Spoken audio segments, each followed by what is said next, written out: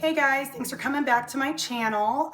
Today I wanted to share a recipe with you that I have been making around the holidays for about 3 years now. It's a traditional German recipe, and my husband suggested that I do this video so that you guys can learn about it as well, and I thought that was a great idea. The recipe is called Rouladen, and it's a lot of work, but it is super delicious. I will say it's an acquired taste. Both my husband and my brother-in-law did not like it the first time they ate it because it's an interesting combination of steak, pickles, onion, mustard. I mean, it certainly doesn't sound like it would go well together, but when you eat it with the brown gravy that is made with a combination of broth and the jus from the meat and then also some red wine, it is amazing. So anyway, I'm going to share with you how I do it. I've already started a little bit here and I want you guys to see that. Okay, so what I've done here is I have some top round meat, some steak that I requested from the butcher block. I requested that it be cut at 1/4 inch thick. And then what I've done is I've tenderized it using a meat hammer. And then I also just went ahead and put some salt and pepper on it. And then what you want to do after that, which I've done over here, is I smeared it with some Dijon mustard. And I mean, I didn't go fancy pants with this. I just used Market Pantry. And then I sliced up some onion that I used with a mandolin. And I'm not sure if you guys know, I'm sure if you're cooks, you know what a mandolin is, but it's one of these contraptions, so you don't actually have to slice it by hand. Super easy and convenient to use. You can find these at Target. I think I bought this one for like $6. And then because I like to do life hacks, I went ahead and used the pre-sliced kosher dill Vlasic pickles for sandwiches. It's again just a convenience factor. Some people who make it will use like your quartered pickles. I don't know what the word is for it, but like the spears. And then I also purchased thin cut bacon to put in there. And then I just cut it in half using some meat scissors. And you can see I've got some meat that I didn't have enough counter space for, so I will get to that later. But again, it's super easy to do once you have all of the ingredients prepped. I've hammered out the meat, I salt and peppered it, then I smeared it with the Dijon mustard, and you can see under the pickle, I laid a couple slices of the thin cut bacon. Well, I should say I put the onion on over top of the mustard, then the bacon, then the pickle. And next I will roll it and secure it with toothpicks, which I'll show you what that looks like in just a moment. All right, so here what I've done is I have secured the meat after I went ahead and left them in this state, right? So I finished the other side of the counter now. And what I do is I take the edge of the meat that has the pickle and the bacon and I roll it. I leave a little bit of space on the end so that you've got room to, sorry, the lighting's kind of bad, so that you have room to pin it. And that's what I've done over on this side. And there's a couple different ways that people do this. Some people tie them closed with twine and some people use toothpicks. For my experience, I've tried doing it with twine. I also make around Easter time a chicken cordon bleu, and I'll be honest, I don't know how people do that. My meat would always unroll while I was trying to tie it. It was just never looked pretty, was always a catastrophe. I guess that's the better way to say it. So toothpicks is the route I take. The reason people may prefer twine is because you have to remove the toothpicks after the meat is cooked so that nobody hurts themselves when they're eating it. And it can be kind of hard to pull these bad boys out.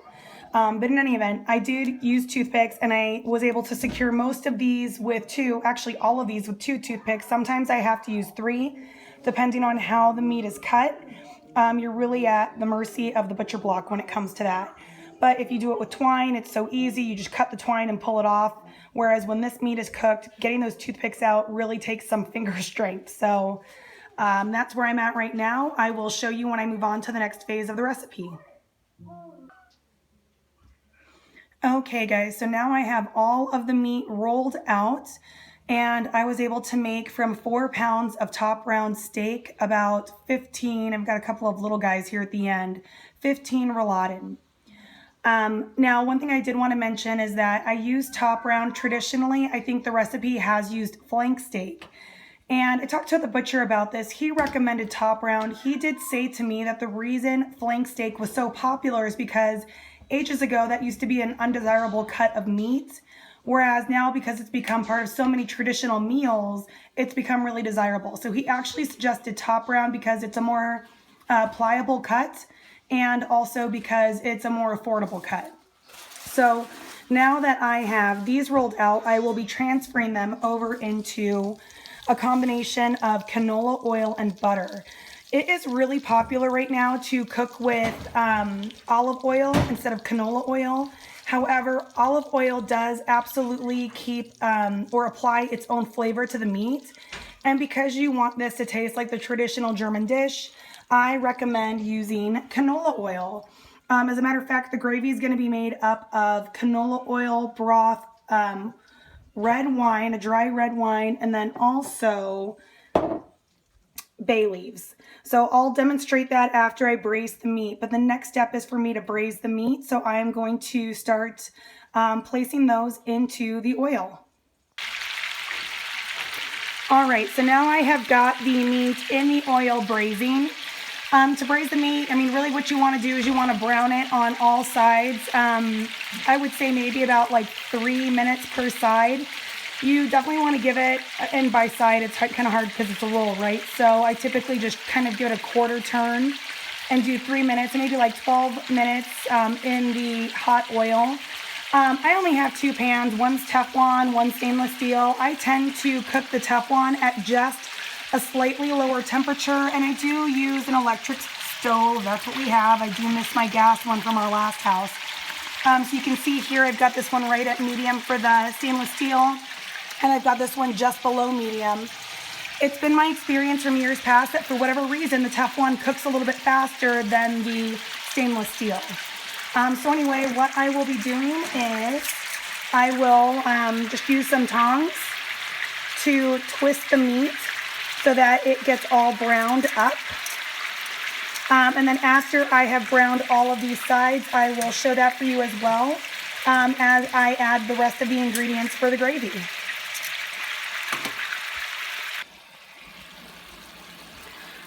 All right, so now we can see that the meat is nicely browned. This is what it should look like.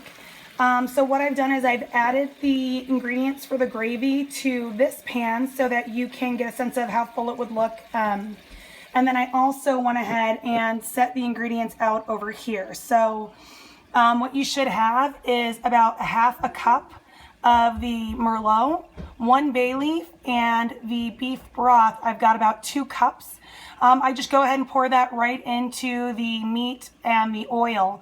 One thing I did forget to mention is that when I put the oil in, I also add butter.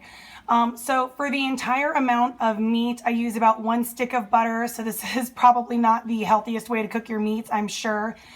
We eat this about 1 time a year. It's very much a special time-intensive meal that we make. But really, if you look at a lot of like the way Germans will fry their food, it's usually some kind of canola or vegetable oil mixed with butter. So again, this is what it looks like. I turned the temperature down to low. Sorry, my kid's freaking out because the tablet stopped working. So bear with me 1 sec. Let me fix this for him. Kellen, can you say hi? Hi. Okay, sorry about that interruption. So anyway, the point I was trying to make is that I went ahead and turned it down to low. Now I will place a lid on here and I will let it simmer for 1.5 hours, turning it periodically.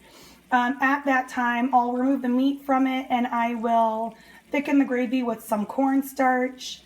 And actually now that I've done that, I will go ahead and do this pan as well.